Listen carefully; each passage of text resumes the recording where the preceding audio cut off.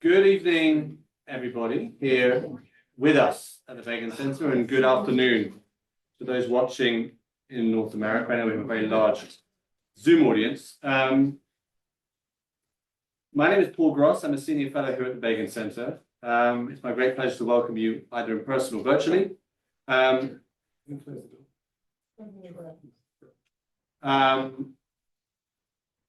of you who've been to our events before will know that we typically have events looking at either contemporary Israel or Jewish issues, often events related to articles or books that have come out, documentaries and other things. And we are really very excited to hear about the book that was recently published, that we're going to be hearing about this evening.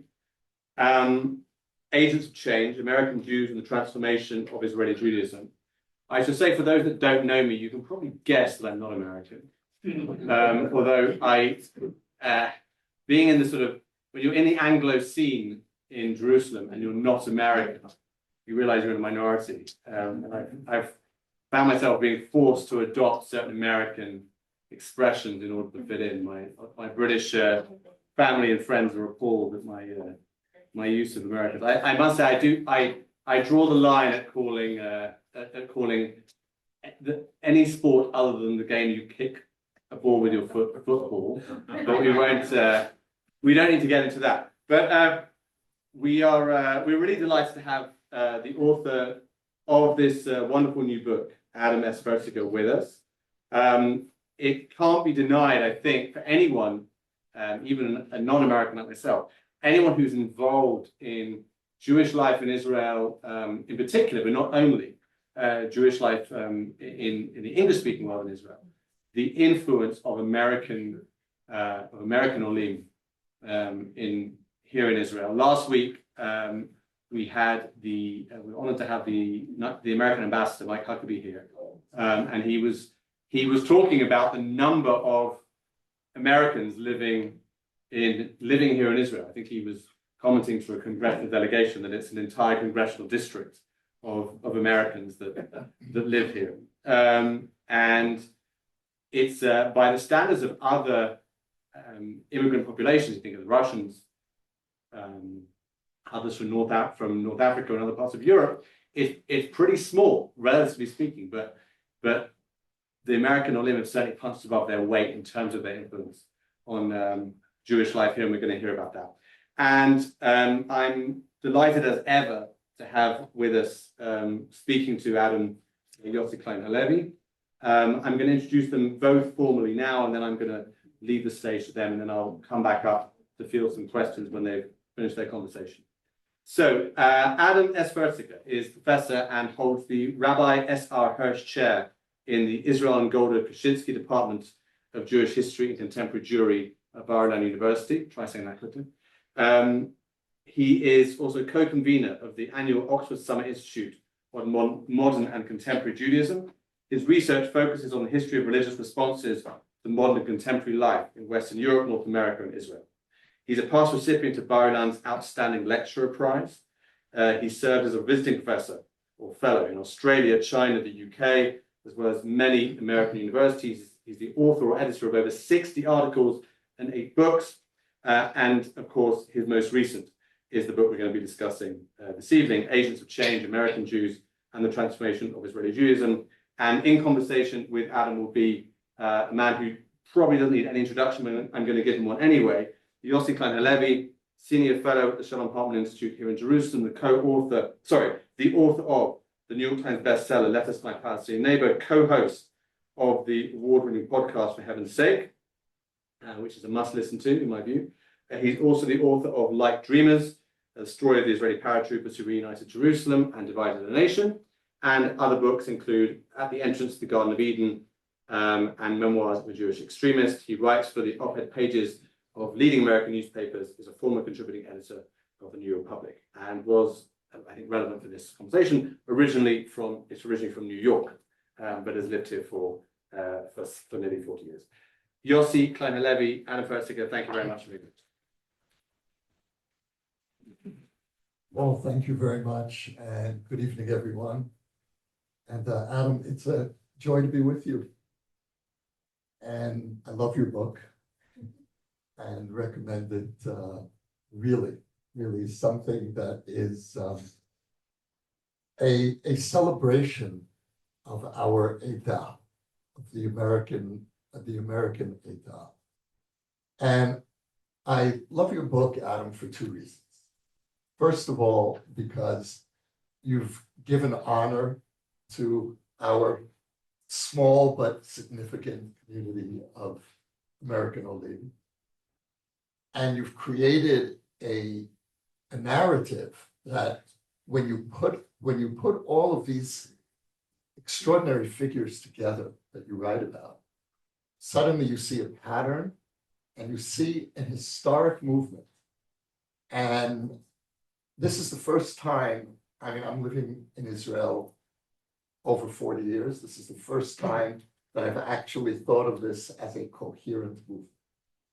Because, well, there's an institution here and there's an interesting teacher there, but you've really made an argument here which changes the way I see my own community. And the second reason why I'm so grateful to you for writing this book is you've given me hope.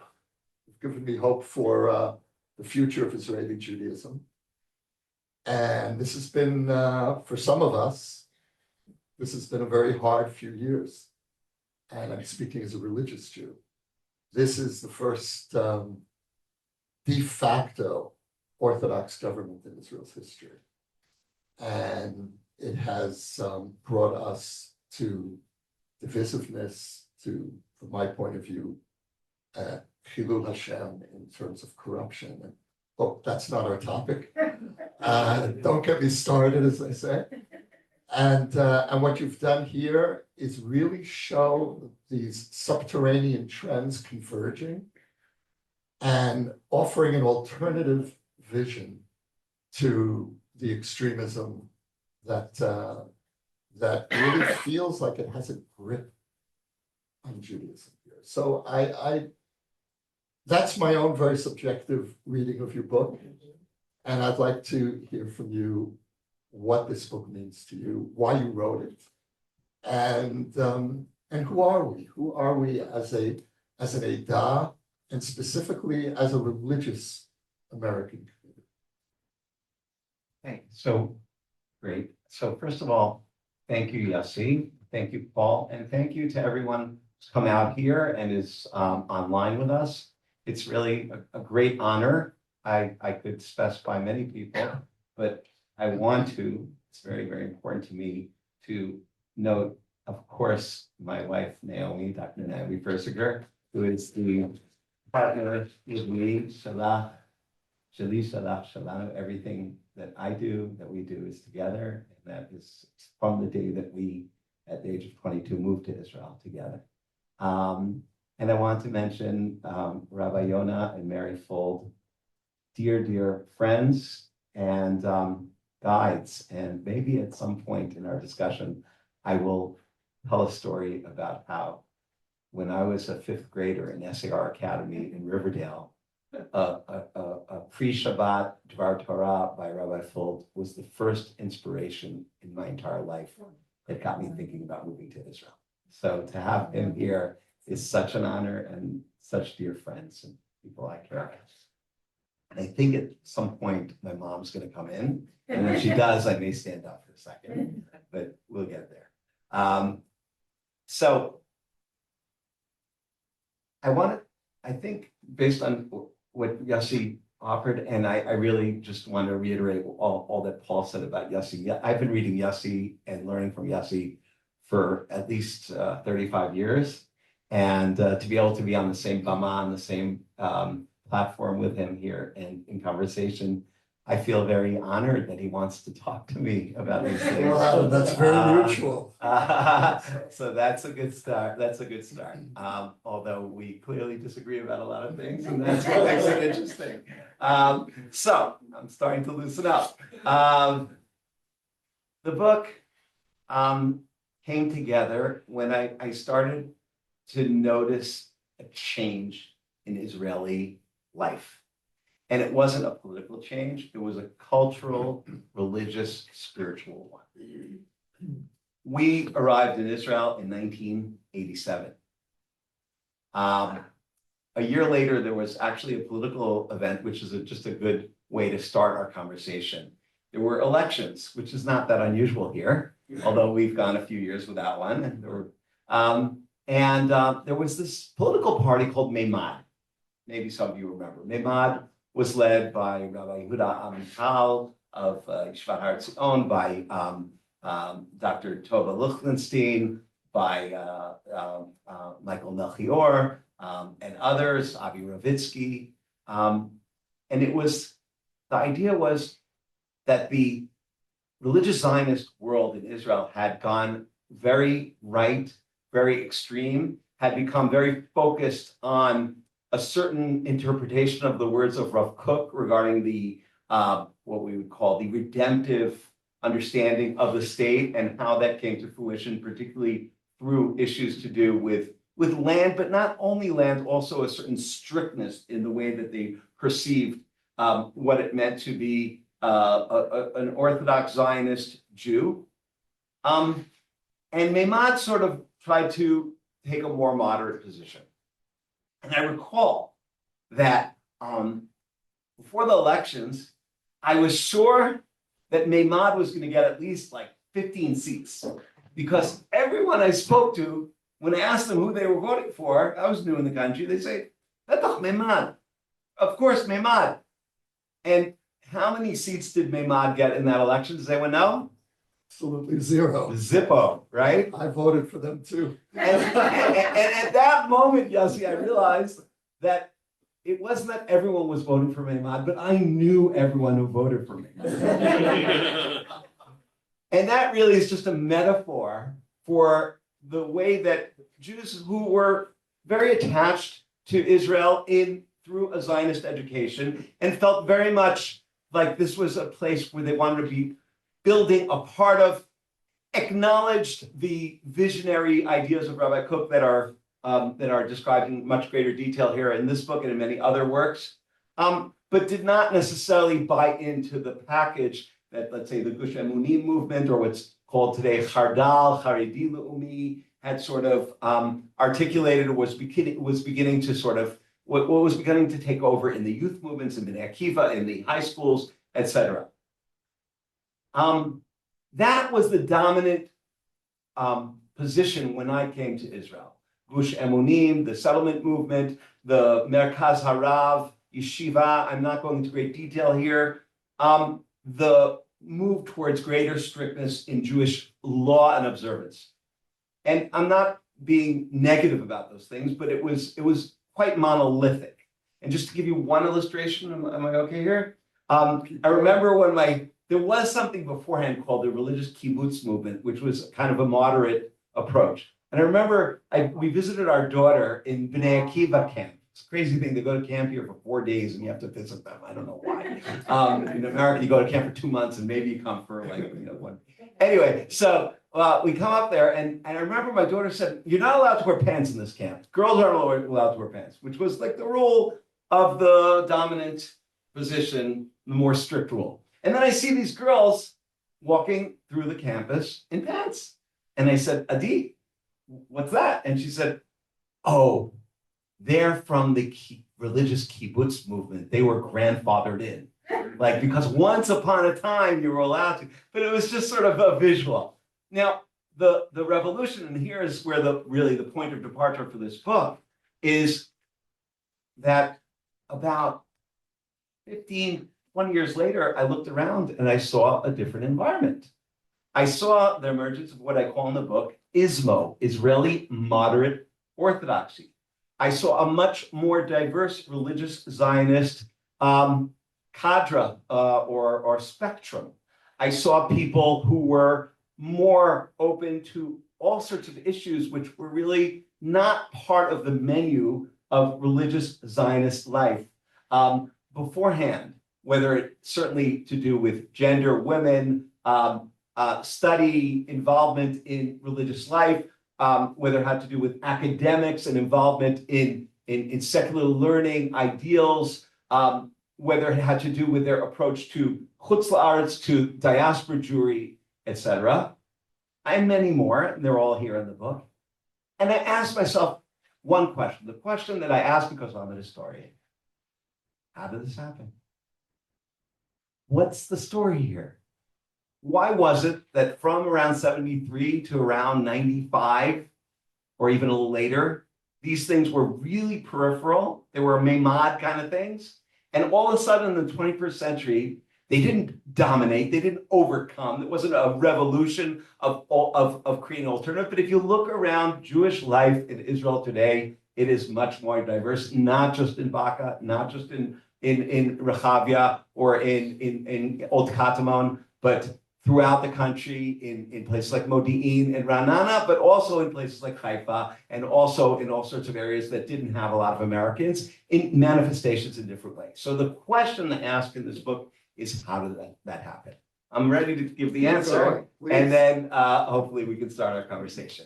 So after a lot of thought, I came to the conclusion that this was a revolution or a transformation that began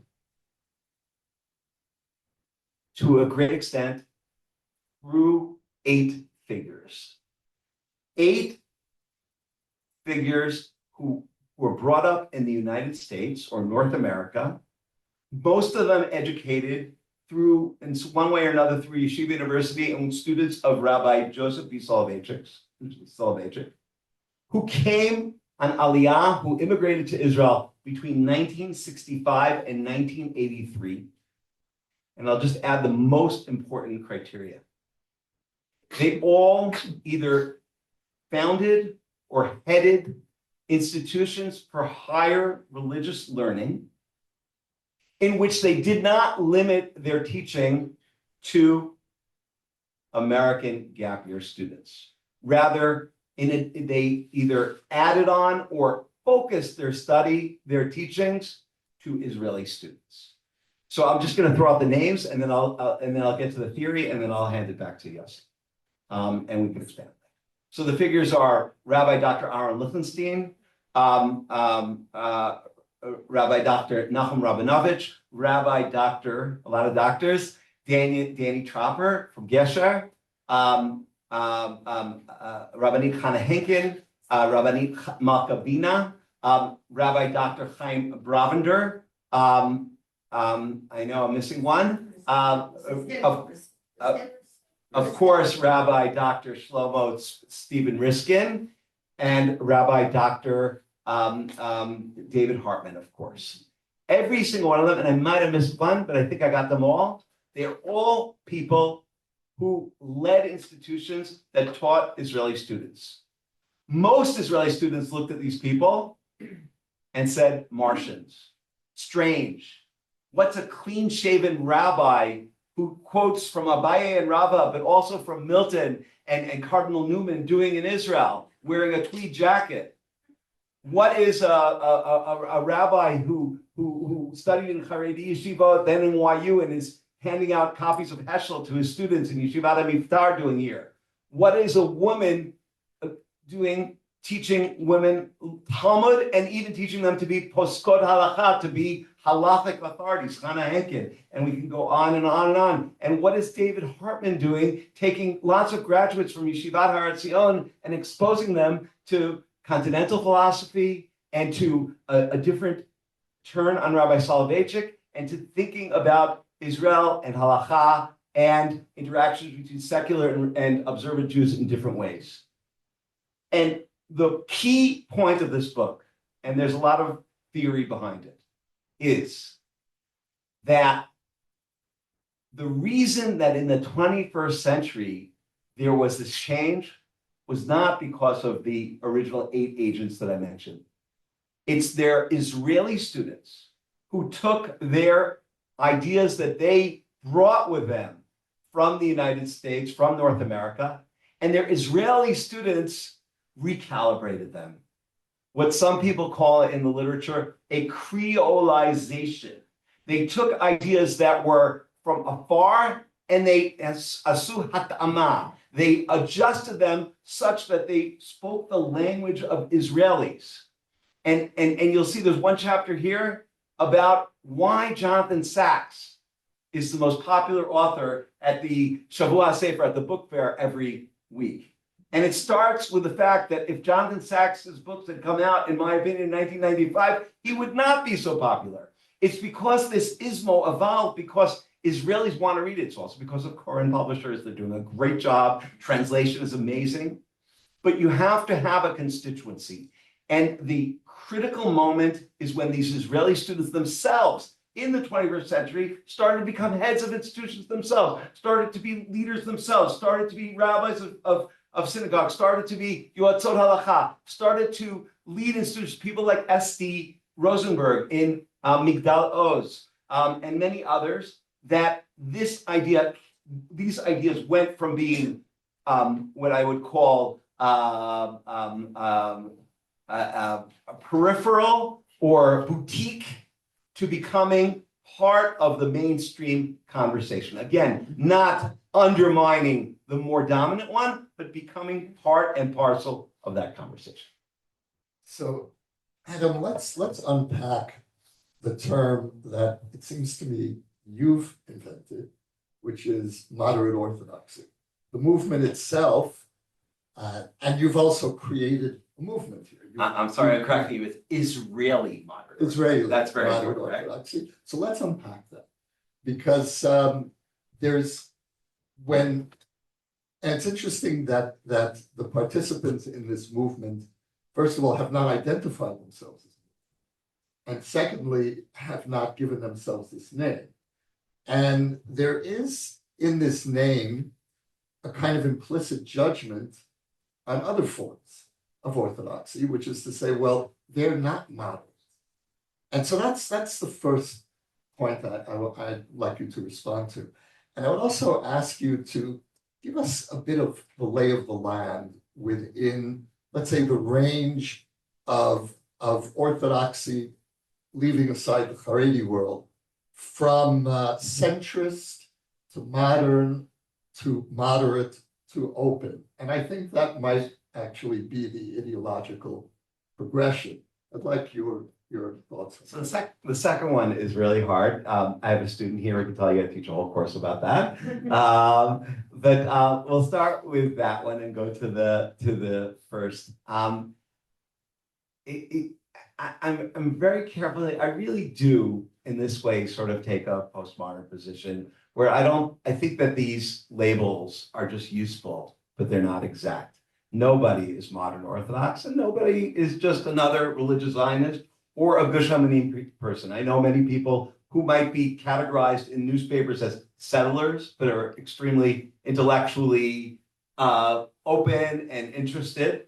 But we're talking about, broad categories, or I guess we would call spectrums of categories. And so within Israeli society, religious Zionism, and this is my very broad definition, are people who believe that it is religiously positive to identify with Zionism in the state of Israel, who feel that participation, not drawing from, but active participation is part of their home identity education, and also believe that serving the country, not just being educated, not just learning ideas, but serving the country is fundamental to what it means to live and be a part of this country.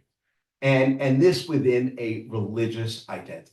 Now, beyond that, there are many theologies, ideologies. I would say that the one that's critical for our discussion is that Rabbi Abraham Isaac Kook, who lived from 1865 to 1935, was one of the few Eastern European rabbis who actually saw the Zionist movement, which was really initially a rebellion against traditional Judaism, traditional Orthodox Judaism, as something positive. And he developed a redemptive theology, which is radical in so many ways. Today it's considered sort of like the mainstream, but the idea that actually in order to achieve the redemption, people had to become secular is fundamental to Rabbi Kook's ideas, and it's grounded in what's called Lurianic Kabbalah. Rabbi Kook moved here, he spent some time in London. From 1919, he came back here till he died in 1935. He established the chief rabbinate, the Ashkenazi chief rabbinate of Palestine. Afterwards, he was pretty much forgotten. Except for a few students, nobody studied his stuff. Around the early 1960s, a bunch of religious Zionist students, a lot of them who had studied in some of the high schools in Kfar Haroeh and Midrashiat Noam, came to Jerusalem, and they sought out his son, Rav Tzvi Yehuda Kook, and that was really sort of the foundation of a more hyper-redemptive, a more focused religious Zionism on the, I would call it, the messianic quality of the state, and on one hand, almost an elevation of the kedusha, of the sacredness. Famously, Rabbi Tzvi Yehuda said that Tzahal Kadosh Umadei Tzahal Kadoshim, that the army is holy and the uniform of the army is holy. For a rabbi with a long white beard and a long coat sitting and learning Talmud, to say something like that is quite radical.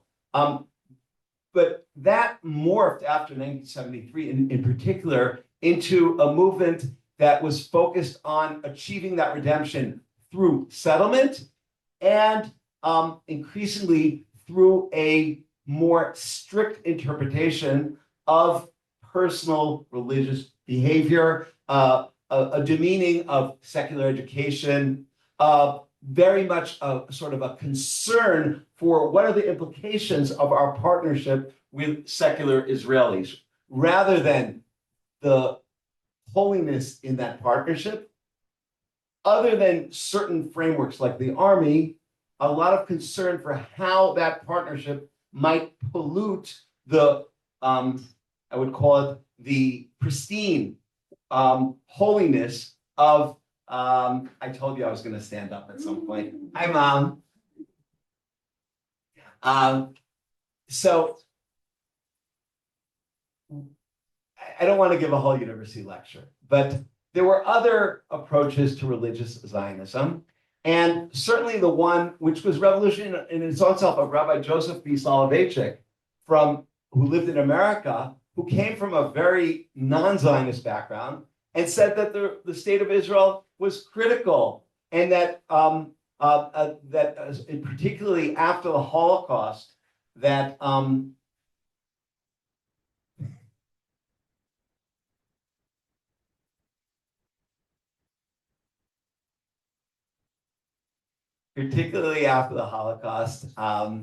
there was a critical religious imperative to support the state of Israel. But Soloveitchik's whole worldview, and there are students of him sitting in this room, was predicated on what it would be called a dialectical synthesis, on the positive tension that emerges from the interface between religion and secular knowledge, society, science, philosophy, etc. And many of these people that I'm talking about in this book studied with Soloveitchik. They also got advanced degrees. They saw the state of Israel as a fulfillment of historic and religious yearning in a palpable, powerful way, but they did not necessarily buy into a certain monolithic approach which characterized at least the further evolved elements of the Kook camp. And that is very, very basic. When I use this helpful, Yeah. when I use the term moderate, it is not about politics. That's the most important thing I want to say. And a lot of this book, and I'm going to throw it out here right now because I think it's so important to me. One of these things I knew from the beginning, when I only discovered after people read the book. Ultimately, for me, when I go back and read my book, it's about a discourse between the Jewish world and the state of Israel that is not necessarily about politics, about policies, about very important things, but that's not what this book is about, because Israel is not just politics. It's a very rich Jewish culture, secular, Ashkenazi, Sephardi, multiple countries, multiple traditions. And somehow, in the course of the very important debates about issues related to politics, the Jewish world often doesn't have an opportunity to appreciate that richness. And in many ways, my book is about exploring that and how that actually offers bridges or portals of entry to Jews, even if they don't necessarily feel completely comfortable with some of the political elements. And just one more point, but moderate is really mostly about an attitude towards religion. It's not trying to be negative about other people, but it's a balancing sort of approach rather than one which veers towards a more narrow understanding of the role of religion vis-a-vis broader society. Well, moderate is also a temperament. And my reading of 7 out of the 8 figures, we'll get to the 8th in a moment, is that they weren't revolutionary. They wanted to be part of the system. And they, however uneasily, they did accommodate to the system. And again, however reluctantly, the system eventually made space for them, including Rav Lichtenstein. The one exception here, of course, is David Hartman. And my mentor, and I sit in his institute. And David began very much, I think, the way the others began.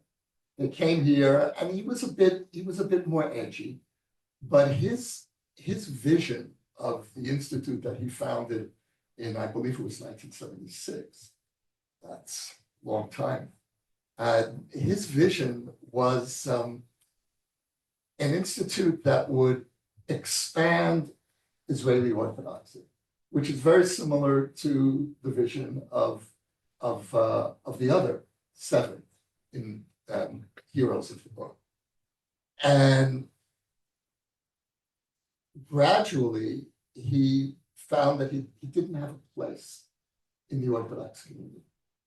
And he was a little too pluralistic. And one of the interesting things for me in the book, Adam, is the case you make for seeing Rav Lichtenstein as a quasi, I don't want to say religious pluralist. I think that's too strong a term, but he certainly moved away from hostility to religious pluralism to seeing, not through the terms that Hartman saw, which was more philosophical, but I think more in terms of Klal Yisrael and nurturing the Jewishness of Jews at whatever point they were, and seeing that as a good.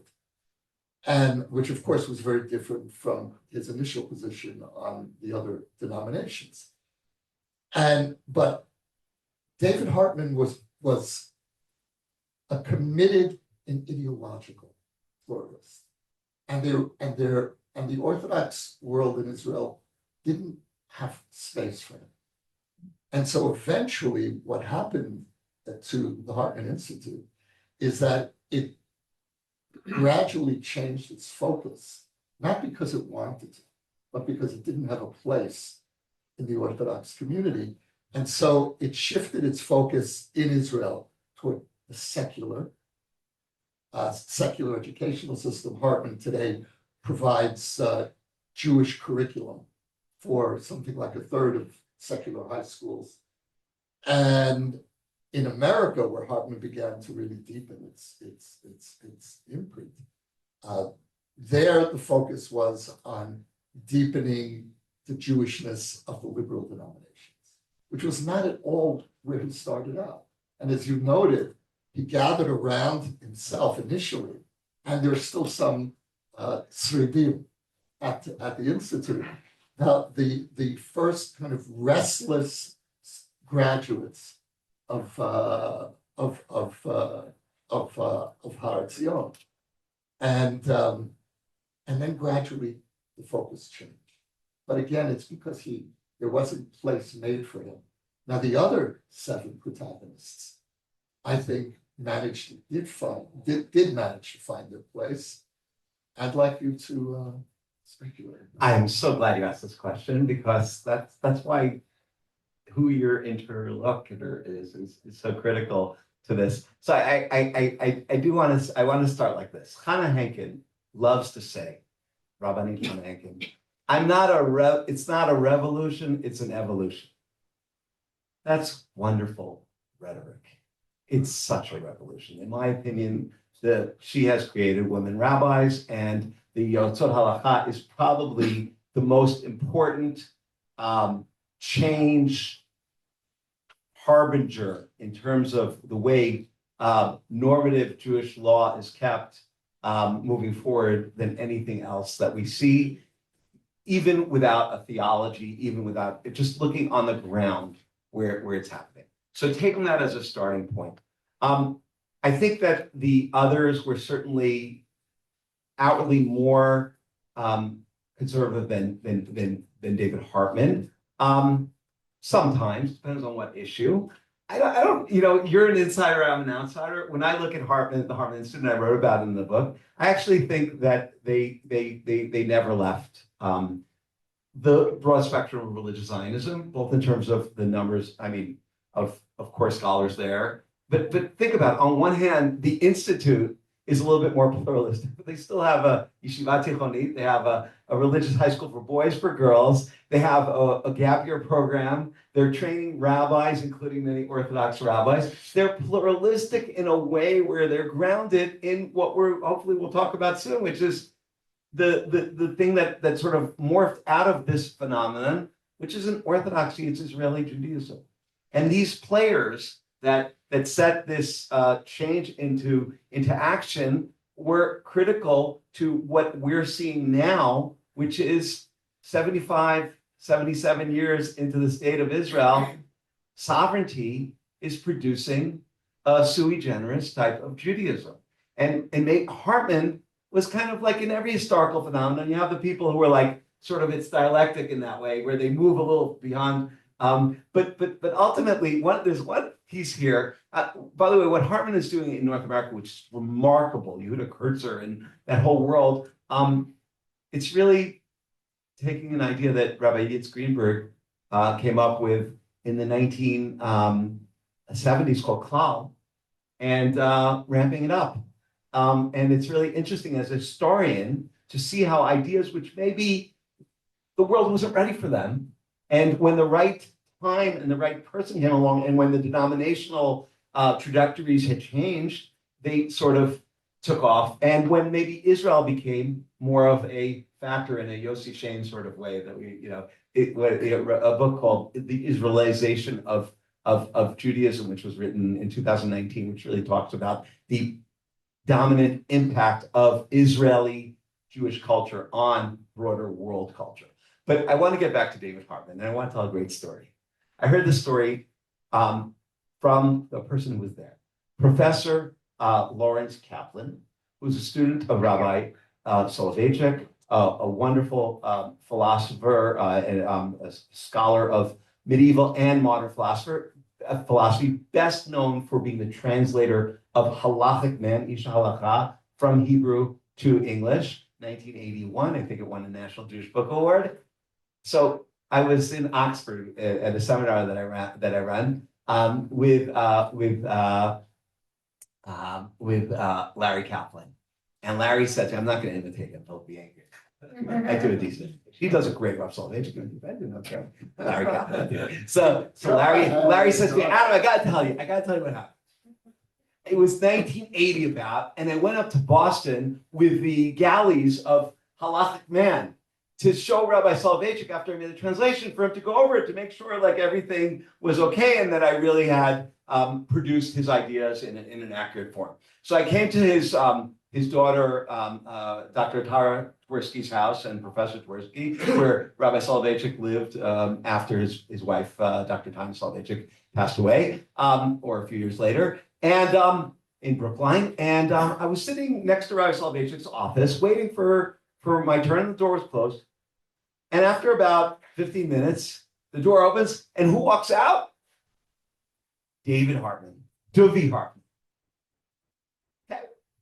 Now, I knew that Dovi Hartman was Rabbi Aaron Lichtenstein's chavruta in Yeshiva University, but left Yeshiva University to go to Lakewood with Shlomo Kalbach, because after a year of playing basketball with Marvin Hershkowitz, he wanted to learn Torah, so he went to Lakewood and then came back to YU. I knew that part. I also knew that Dovi Hartman, Rabbi Rakefet writes this in his book, when in 1953 or 51, he told the whole Beit Midrash, the whole study hall in Yeshiva University, to tear Kriya, to an act of mourning. And they asked why, because the Chazon Ish, Rabbi Abraham Yishayahu Karelitz, the founder of Israeli Haredi Jewry in Bnei Brak, had passed away. And so Rabbi Hartman was a really fascinating person, and Rabbi Soloveitchik had an interesting relation with him. But this I didn't know. So Hartman comes out of the door. Kaplan walks in. He sits down. Rabbi Soloveitchik says, you know him? He says, yeah, that's Dovi Hartman. Rabbi Soloveitchik says to Larry Kaplan, well, what do you think of him? Larry phoned him. What do I think of him? What do you think of him? So Larry said, well, he's very smart. Some people think he's a little bit radical. Rabbi Soloveitchik looks at Larry and he says, he's a searcher. Needs discipline. I like him. So let's fast forward 35 years and I'll tell you another Dovi Hartman story. This was probably the last lecture that he gave of his life. And he was already quite sick, and it was at the Institute. And it was a lecture that was open to the public. And he looks around at the kahal, and with this little smile, and I am going to imitate him, his Brooklyn accent. And he said, I know what you're all thinking. He says, you're all going to go home and you're going to say, but is he still from? And of course he didn't answer. We're going off, but if you read Yossi's book, Diary of Memoirs of a Jewish Extremist, his first book, which is a fantastic book about his personal development from being involved with the JDL in America and then moving to Israel and the Soviet Jewry movement, and beautiful, it's such a beautiful book. But the way that you're able to catch both Yaakov Birnbaum's stutter and Meir Kahana's like sort of screaming is on the page in those words is like I would read it to my students and they would all be it's unbelievable. So okay, so you mentioned Meir Kahana. And you write about him in the book. And you explain in the book why you're not actually going to write about him, though of course you do. And I was very pleased to see Kahana coming through the back door because he does belong in some sense, not in the moderate Judaism part of this, but certainly as an agent of change, as an American Jewish figure who helped transform, for better or for worse, Israeli Judaism. I would also include Yitzhak Ginsburg in that category, less known outside of radical circles, but had someone with a very profound influence. And you make the case for why you don't include Kahana, and I think, and again, this is really the argument you're making here is for agents of change for a moderate religious Judaism, and so obviously he doesn't belong. We can argue about Shlomo Kalbach, and who is the other figure that you mentioned that you're not going to write about, right? And so in terms of if we were expanding this book to those who have profoundly influenced the course of Israeli Judaism, he is the other side of the story, and so let's leave him aside. And let me ask you though about Shlomo Kalbach. And because and you make your arguments for why you didn't include him, and you can reiterate those or not. But where I disagree with you on that, on the exclusion of Shlomo, because I think that the influence that he has had posthumously around the Jewish world, but especially here, is somebody needs to tell that story, and if you don't, who will? And just today, I saw this beautiful clip of Hanan Ben Ari coming to a gathering. It was almost like a tish. It was a small, intimate gathering of some Shlomo musicians for the yahrzeit of Shlomo, the 31st yahrzeit, and he knew all the songs. And I read an interview a while ago with Ehud Banai, and who is somebody who I think has really directly transformed Israeli music and helped Judaize Israeli music. And Ehud Banai said that his moment of awakening as a musician was getting a hold of Shlomo's album Live at the Village Gate. And and sitting, I mean, for me, growing up in Brooklyn, 1960s, that was a seminal album because it put together Judaism and the village. How does what's going on here? And Ehud Banai had the same reaction. And so the influence of Shlomo on Israeli music, and the influence in turn of Israeli music on the new, on the reawakening of Judaism, a lot of it is happening because of the musicians. So I think that Shlomo has a very significant role in this story. Okay, so thank you. I just want to go back to Kana for a second and say that I hope that I'm starting a genre in a certain way.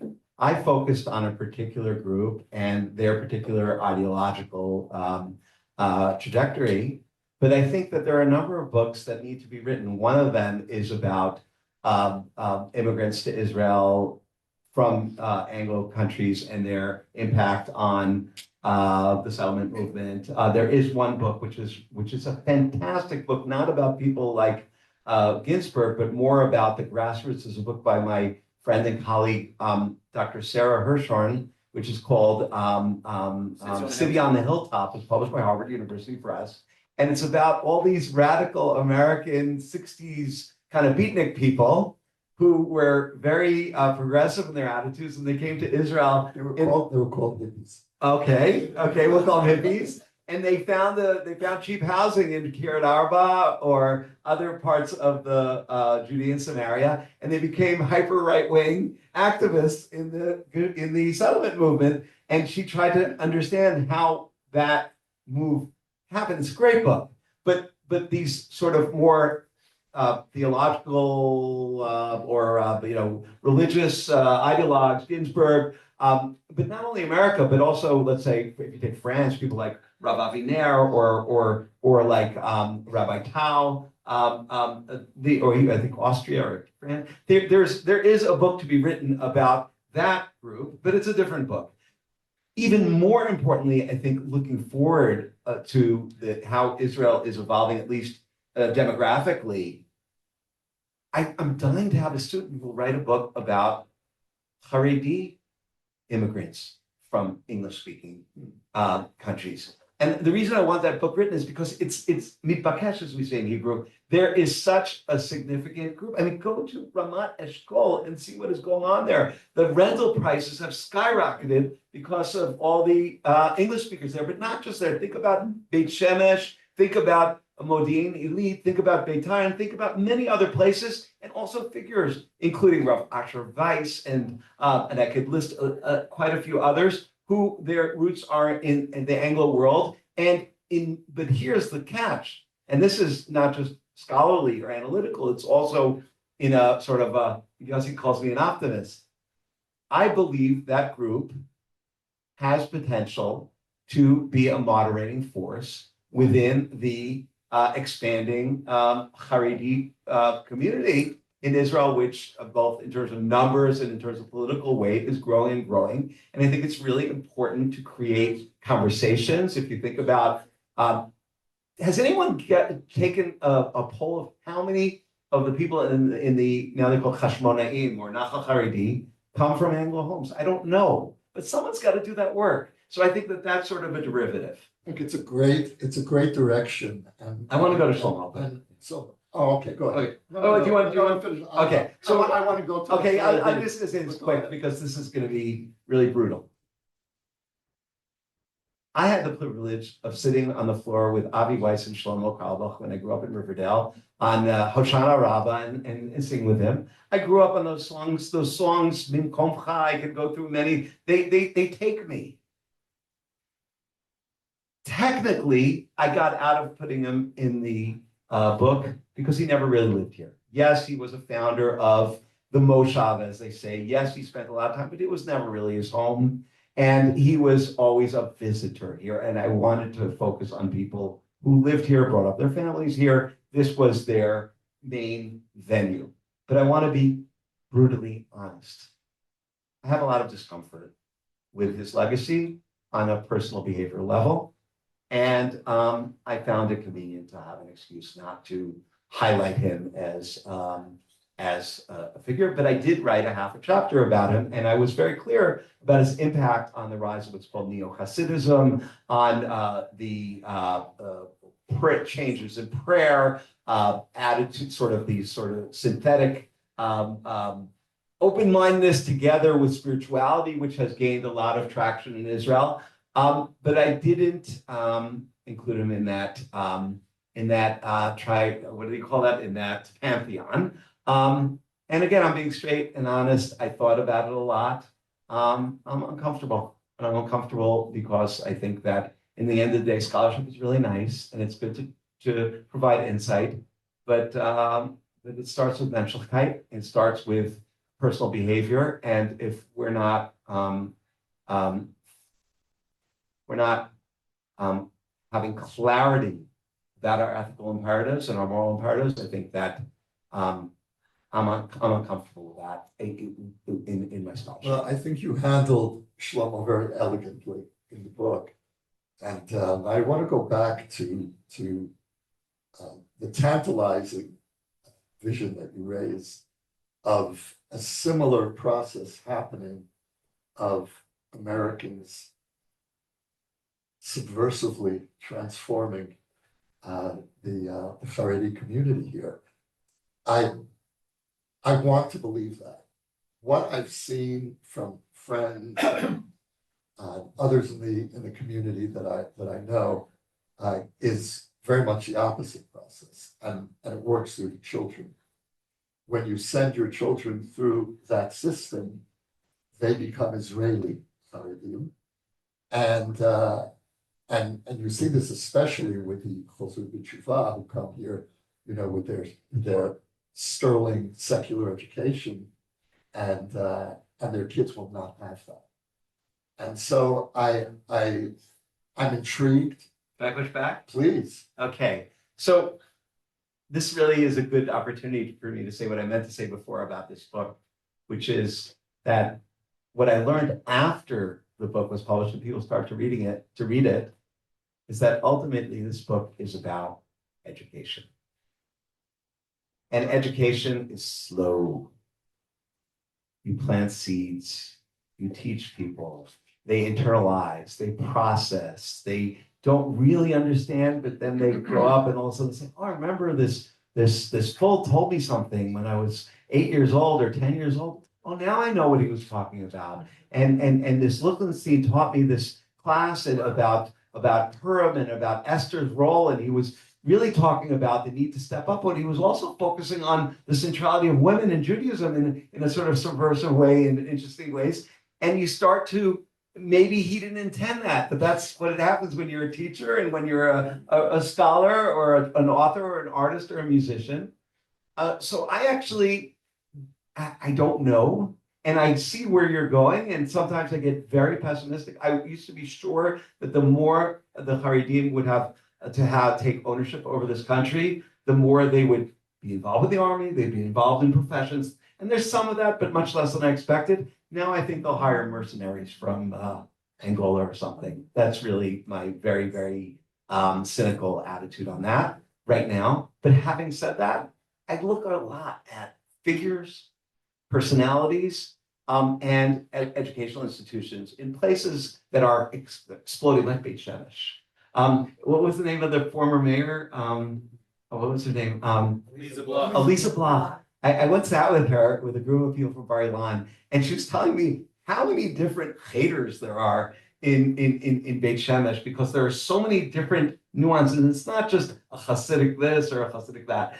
I think that sometimes you're right, and it's hard to buck, especially there with issues of marriage and shidduchim and all sorts of reasons why that society sort of. But I also see indications. I don't know where it's going, but I think it needs to be understood. I think that actually there are interesting, again, there are encouraging things. I think I wrote a piece in Times of Israel. The editor of the Ops and Blogs of the Times of Israel is here. My sister-in-law, Miriam Herschlag, very honored. And I wrote a piece about the Hashmonaim army unit. And I think that's a really interesting thing. I don't know how many of them came from regular Haredi families, how many came from Bali Tshuva, how many came from religious Zionists, but I think it's something that is worth understanding and maybe even cultivating and supporting, because it's a really hard thing to grow up in Bnei Brak or in Kiryat Sefer and to come home in green. It's really hard. So those people who are doing it are agents of change, because even if they come home in green, and even if it's tough, and even if people might even spit at them sometimes, if their parents let them into their house, they sit at the Shabbat table and they share their experiences. And if there are 8 brothers and sisters, 1 or 2 look at them and say, hey, that's interesting. And that's how education filters through. And those are the things that I tried to pay attention to. Adam, I'm just getting going. I've got pages of questions here, but why don't we open for questions in the audience?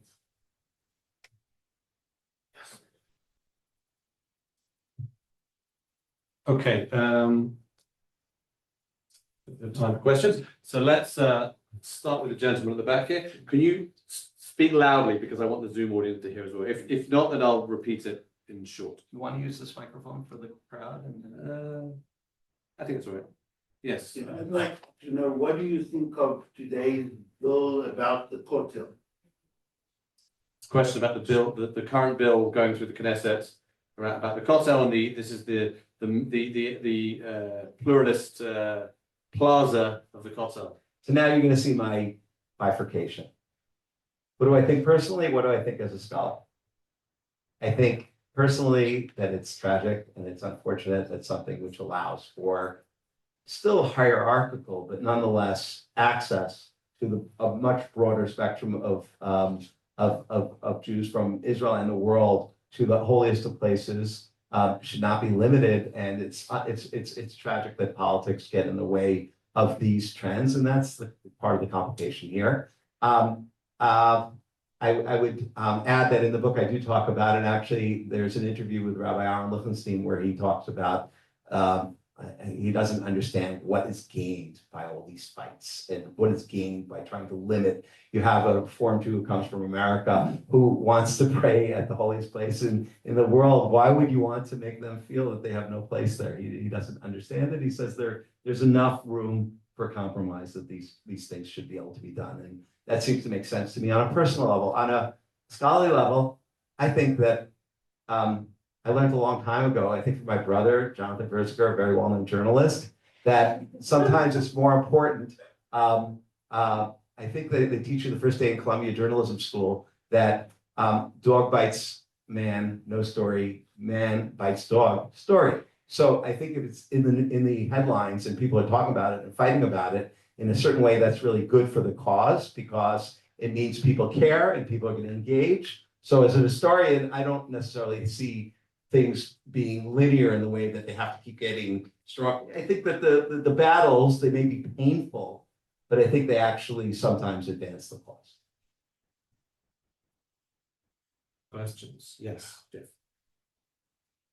So, Adam, I was wondering if your book talked at all about the changing Israeli attitudes towards the American Israeli community. The reason why I asked is because there was always a proverbial glass ceiling. You had the Moshe Aronses of the world, the Ron Dermers of the world, but really the American Israeli community has not been able to penetrate into Israeli leadership positions.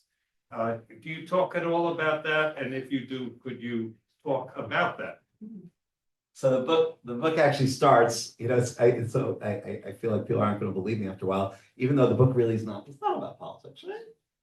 Everything. You know, Plato said everything, two people. but right? here Okay. especially Yeah, Israel, okay, yeah. but I'll say it like this. The book starts with, I forget the year already, but 2000 and, I don't know, was it 18?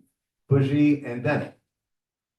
Oh my goodness. Two children of, one of American olim and one who went to Ramaz and Camp Masad, who Rabbi Lookstein told me, you know, he came every Shabbat with his father, Chaim Herzog, the ambassador, who was himself Irish, are leading the country, and how remarkable that was. Regarding about politics, just on the level of the question that you're asking. But having said that, the rest of the book is really saying, well, yeah, maybe we're you know, Americans or English or French, we're greeners. That's what they call them in America, right? Greenness, right? You know, this kind of absurdity that Naomi, my wife's father's a Holocaust survivor. Her mother, second generation, but early. My grandparents came to America, and you know, their dream was to settle in. And what did we do? Your father's a Holocaust survivor. You know, your mother's second generation.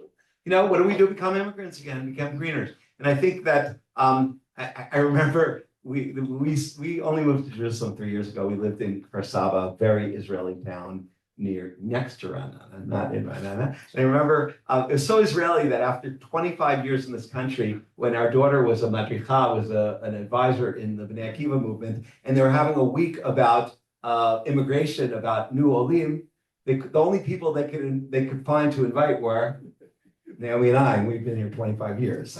So, you know, and my daughter asked us, so do you feel more American or more Israeli? You know, I did the army. I have 4 sons who, you know, I have sons who've been in very, very intensive army things. I have daughters who are in the army. I've been involved. I speak Hebrew. I teach in Hebrew. I teach in Bar-Ilan University to Israelis. And my daughter's asking me, do you feel more American or more Israeli? So Are you thinking of staying?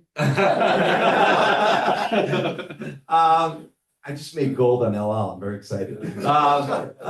So my answer is that it's about the children. And I don't mean necessarily the biological children. It's about the students. It's about the children. And I think that is interesting to look at. Are there children of olim who are now making their way? I mean, Danny Tropper's son is an interesting example, Chili Tropper, and there are others in the army, in politics, in those bastions of power, certainly in high tech. And then there's some interesting people who are olim. You know, Michael Eisenberg is interesting, what he's doing in his involvement. There are people, but they're rare. And yeah, it's old boys club, old girls club. I remember when my wife is a professor of occupational therapy, and she started working in Hadassah, and she said, everyone here went to school together in Tel Aviv University or Hebrew U, and they all had the same teachers and they all had the same stories. So I think that is just natural, organic to what it means to be an immigrant. But I think that the more interesting one is how the immigrants have passed ideas on to Israelis and how Israelis have taken those and run with them and made them their own. Any other questions? Yes. Did you identify any common denominators as to why these people broke through the glass ceiling?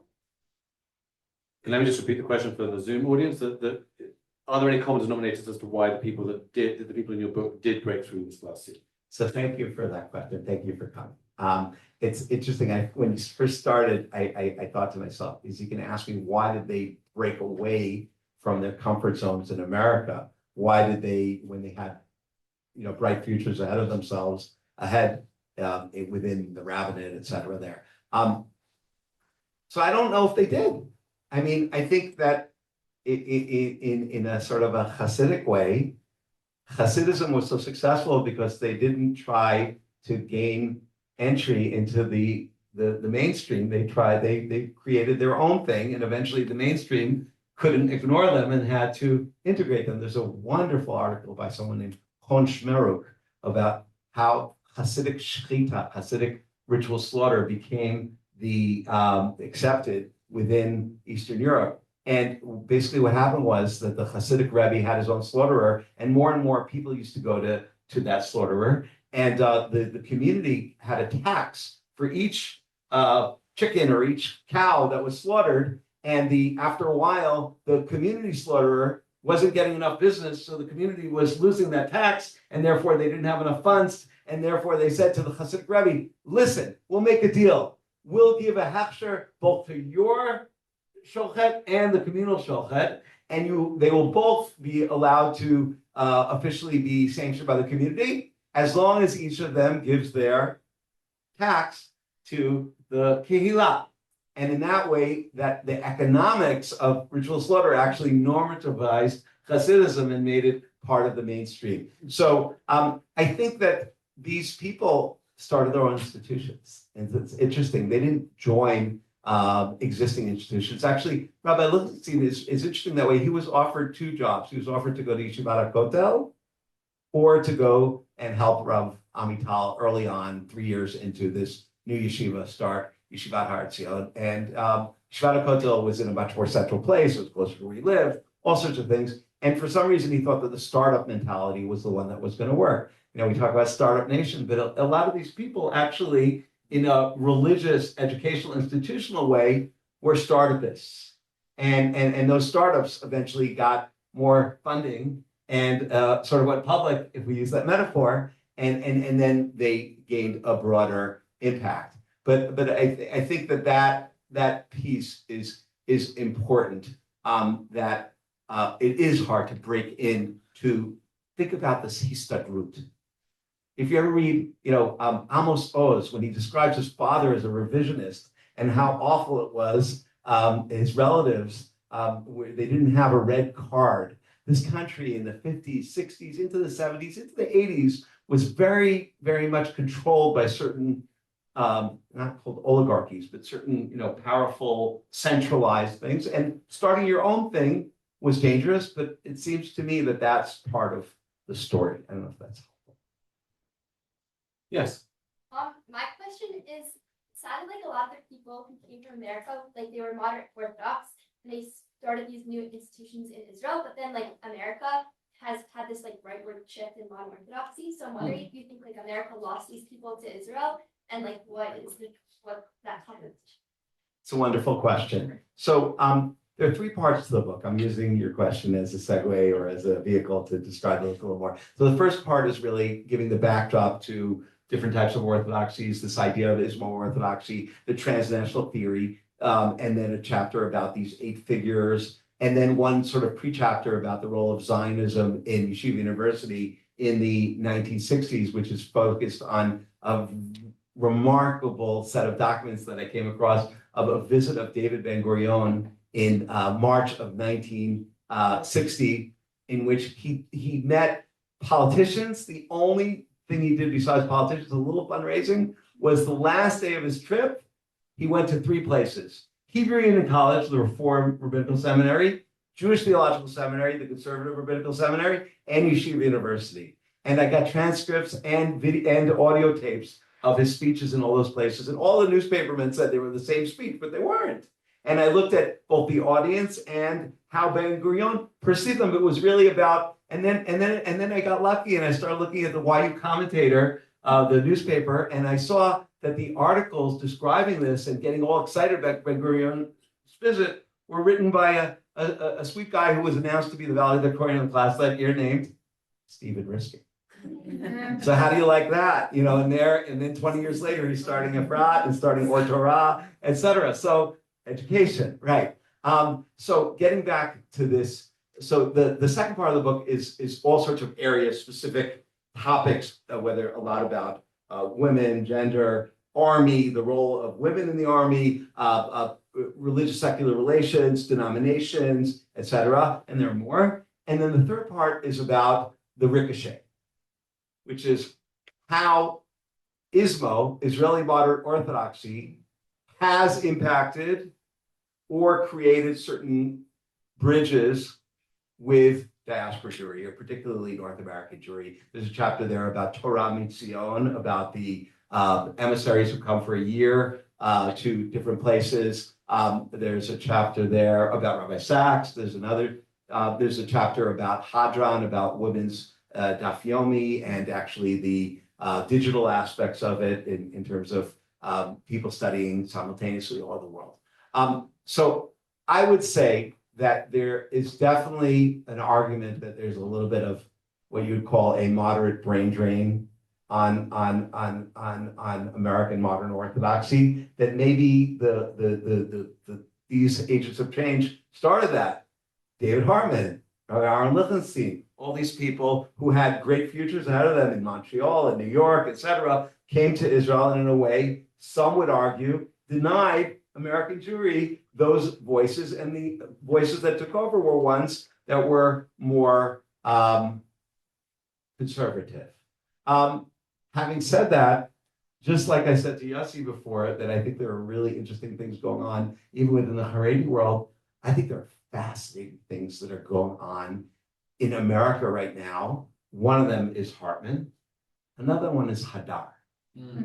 Hadar, which is now coming to Israel, is so interesting because it's, in a way, the way nascent conservative Judaism was in the 1920s. These are people who are very committed to halakha, very committed to traditional learning, and very committed to egalitarianism. And egalitarianism, as we know, certainly in America, a little less in Israel, but in America, it's a moral imperative on a gender level. And the combination there speaks to many people who come back from their gap years and are in Columbia or in Queens College or in Maryland or in Harvard, and they say, wow, these people are really serious about their Yiddishkeit, but they also take gender equality seriously. So I agree with you that there's an interesting sort of drain there, and that has opened the apertures for a less moderate modern orthodoxy in America. But I think that it's there might be a little bit of a pushback now. Let's take one last question. It's a little bit of a long-winded question. Jewish question. The question is as follows. I've experienced when I was a Chayal Boded here in this country, I found that there was almost like these two types of attitudes sometimes that I would encounter. One of them was from Israelis. And one of them was a profound sense of appreciation. Wow, you come from America, you're here, you're part of this, etc. And yet, I've also felt, especially in this war, it's a little bit of a long story how, a sense of don't need them, don't want them. If they're here, great, but we don't need them, so to speak, those who are abroad. And learning from the incredible courses, by the way, in Bar-Ilan, as where I'm a student, Ferziger. Della Pergola writes about it a lot, that the United States, the immigration from the United States is actually amongst almost the lowest, really, from all the rest of the world to Israel.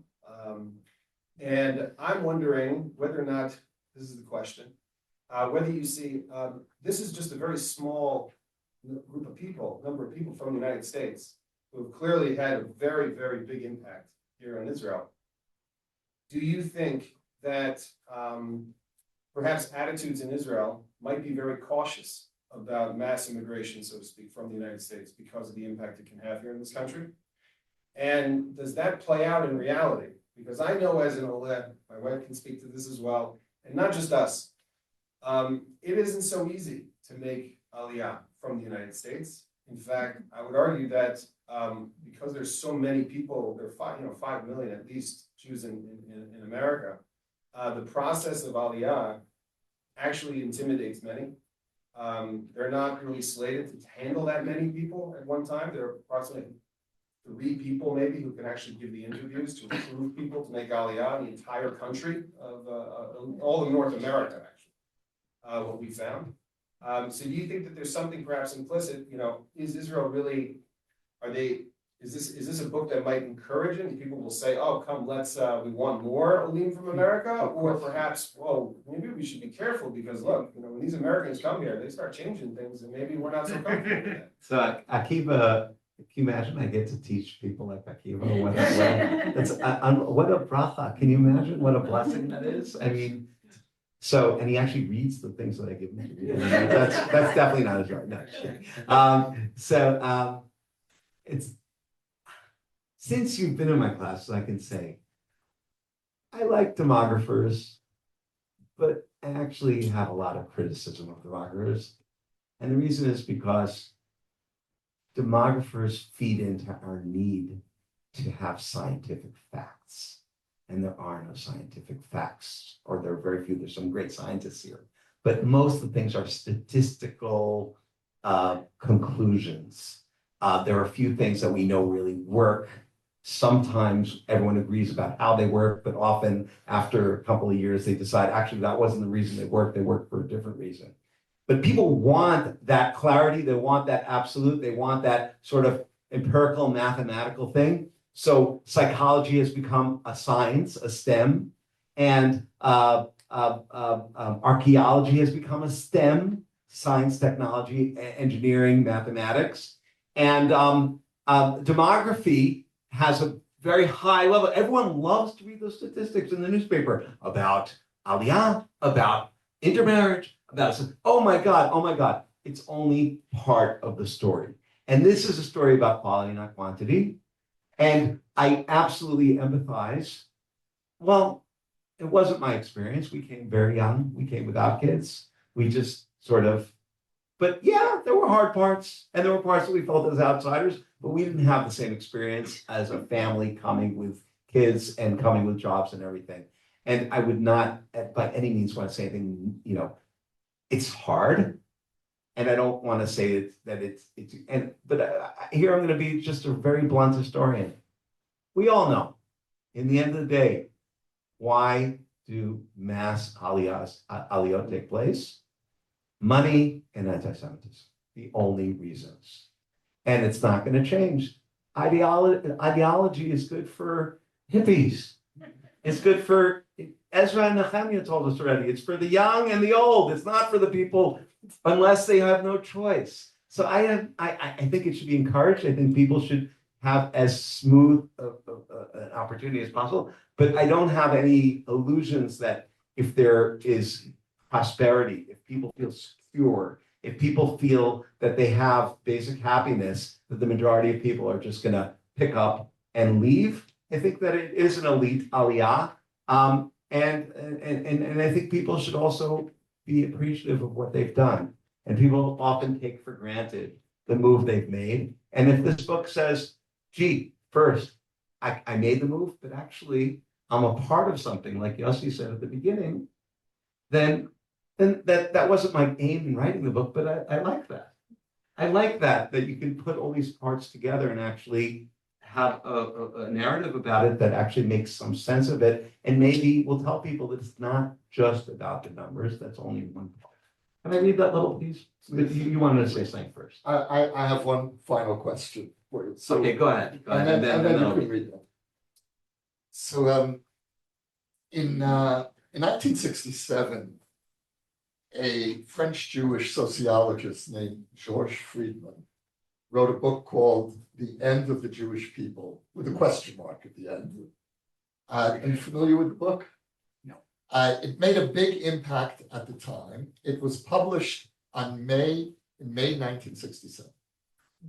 And the thesis of the book was that the Jewish people is on the verge of an historic schism between a radically secularizing Israel and a diaspora that identifies itself in various ways through religious identity. And it was an intriguing thesis, and that book is a warning how one should never freeze the frame when you're trying to write about Israel. Mm. Because a month later, everything changed. And Israeli Judaism came into its own, beginning with the Six-Day War. And so had he only waited a month, he wouldn't have had a book. And of course, it took a while to understand retroactively that the story really changed in 1967. It wasn't necessarily immediately apparent in terms of a religious renewal.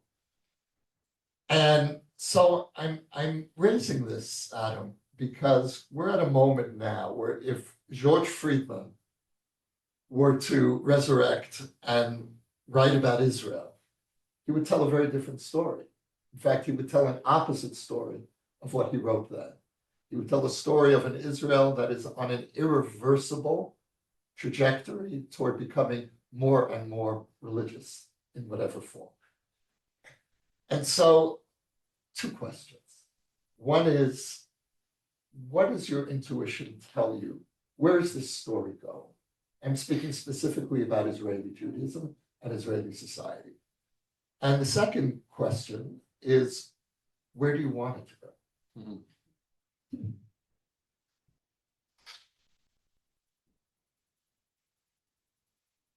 Okay.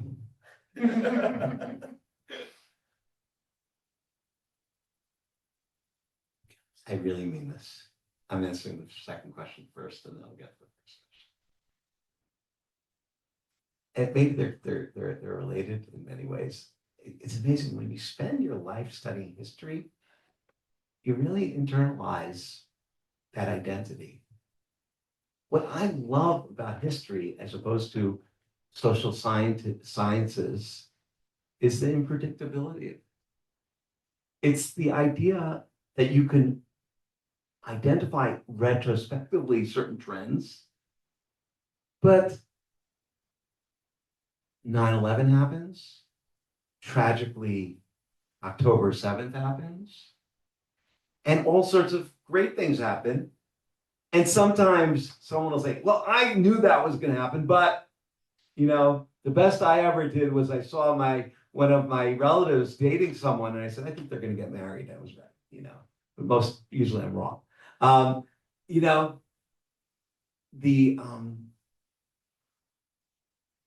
think that Israeli history already has enough points of rupture that the predictability here is complicated, of course. I really resonate with the idea of I want to be part of the great experiment in Jewish history.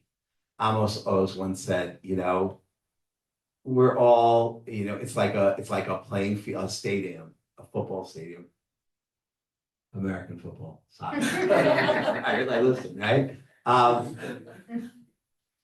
We're all there. Some people in the stands and some people are on the field. When you're on the field, you get hit, you get tackled, you drop the ball, you get a touchdown, you fumble. There are all sorts of things. We're in a theater, but that's the beauty in the action. And sometimes it can tear us apart and horrible things happen, but it's the energy. To me, and here this is something that Yossi and I really have talked about a little bit separately. As a believing Jew and as somebody who is aims to be very humble in my relationship with the powerful divine, I see it right there. I see it in the fact that what's the Yiddish, man plans and God laughs, but not in a cynical way, in a way that we try, but history is so powerful beyond our ability to always impact it directly and certainly to predict it. Now, I am not naive I don't think the word religiosity scares me. I think fundamentalism or monolithic intolerance. I think intolerance scares me a lot more. Because people can be as religious as they want as long as they accept the fact that other people aren't going to be like them, and there's a partnership. When that partnership falls apart, that's the scary part, where some people decide that they have total ownership and they don't have room for everybody else. And here, there's certainly compelling evidence of ruptures in that area. On the other hand, there's a lot of encouraging things that I see that I know you're aware of, but right now they're not the ones that are hitting you.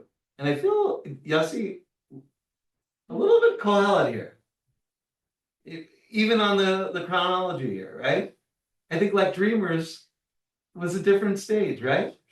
You didn't write in 67, but you wrote it at a point where you had a little bit of a more sanguine sort of view of these things. And here you don't have that. And maybe I'm a little younger, or naive, but I actually think that this Israeli Judaism, I think that the numbers of people from European, Ashkenazic, and Asian or African or Middle Eastern backgrounds that are marrying each other, the synthesis of minhagim, of traditions, of appreciation for the Pesifas, the mosaic of Jewish life, not necessarily in a theological way or in a philosophical way, but in a pragmatic way. The people sitting around the Shabbat table, the proverbial Shabbat table, or the pre-Shabbat table eating couscous, or whatever they're doing, or I mean, we're right here, so I'll just give, and maybe I'm being a little bit rosy-eyed. I might be. Have you ever gone to Slichot in Sultan's Pool? We'll go together because Naomi's mother passed away a couple of weeks ago. We can't go with her this year. Next, Elul, we'll go together. Has anyone here ever been to Slichot in Sultan's Pool? Okay. I highly recommend you go. Every year in the 2 weeks before the high holidays, they have something between a public prayer service with like 3,000-4,000 people, and the biggest stars of Israeli like folk rock and roll and Mizrahi music. And David Deor is the one who organizes it, but not Evyatar Banai was there this year, and Shuli Rand was there, and all sorts of interesting people, Ashkenazi, Sephardi, spiritual. And you're sitting with 4,000 people. The vast majority, the men are not wearing head coverings, the women are not wearing head coverings. People are dressed in different ways, and they all know the words, and they're all dancing and singing. And some people, I have friends in what I call Korea Haaretz, readers of Haaretz, who that scares them. To me, that's very encouraging, because I think there is a common language in religion when it's tolerant, which can lift us in positive ways. And I think that is a grassroots thing, which is, first of all, not many people are not aware of it. It's not in the bandwidth of the Israel diaspora discourse, and I think it needs to be. But I also think that germination or the evolution of those kinds of things actually impact in a rooted way, and that's what is sort of a hedge for me against the negative sides. That's all. Do I have time for one last thing? Okay. With your permission, I want to read the last paragraph of the book. And this is a little bit of an upper, this is a little bit of a downer, but I think it's important. I finished this book in December 2023 with family members in Gaza, we're still in trauma, but certainly intensive trauma, and a lot of things going on. And then I wrote the epilogue about a year later, when I had the galleys and everything. So I found an article actually in Haaretz that spoke to the question that is at the core of this book, which is this phenomenon just this American weirdo thing, Or is this really catching on? Is this Ismo really part of Israeli culture? Has it really started to take root? And so I found this little piece that's very sad, but for me, it was very meaningful. There's a rabbi in Jerusalem named Mishael Zion. He's involved with Hartman. He's rabbi of the synagogue in Arnona. That's my shul. The synagogue that you go to. Okay, he seems like a wonderful person. I don't know him personally. And he's very involved in education. If anyone knows that amazing, what's the Haggadah that he and his father put out? It's a really cool Haggadah. It's really. So there's Haggadah Israeli. It's in English and Hebrew. It's a wonderful piece. So he was interviewed for something he was doing in a Tel Aviv TV studio. And this is like a week after they found the bodies of the 8 captives, including Hirsch, Paul and Goldberg. Goldberg Paul. So he's wearing a kippah, and he's saying what he's saying in like an open-minded kind of Ismo, what I call kind of way. And the secular Tel Aviv TV producer looks at him and says in that, very forward Israeli way, what kind of religious person are you? In other words, you don't fit into all the stereotypes. I don't know how you, what are you? You're weird. And this is what he says. So she said, wait, what type of religious person are you exactly? I answered, you've heard of Hirsch's parents, Rachel and John, from Jerusalem? So I'm religious like them. And from the look on her face, I immediately felt that she understood. So this was a terrible tragedy, but John and Rachel have become figures that have actually demonstrated this type of moderate or proud, very engaged religiously, but very much a part of Israeli society. And at least on the visual, just that little comment enabled this TV producer who was stereotyping to say, Evanti, I got it. And that sort of fortified me in the sense of where Israeli society might be going, even as it came about through a tragedy. So I'm going to urge all of you to read the book. And Adam, thank you for telling our story. Thank you, Yossi, and it's really such an honor to be in this conversation, to be your friend. And thank you very much. Thank you, Jewry. Thank you. Good evening, everyone. Thank you very much for coming. Thanks everyone watching on Zoom. Come again to the Begin Center. We have a lot of English events. If you're not on my mailing list, Paul G at begincenter.org.il for all the English events that we have here in person and on Zoom. Drop me an email. Bye.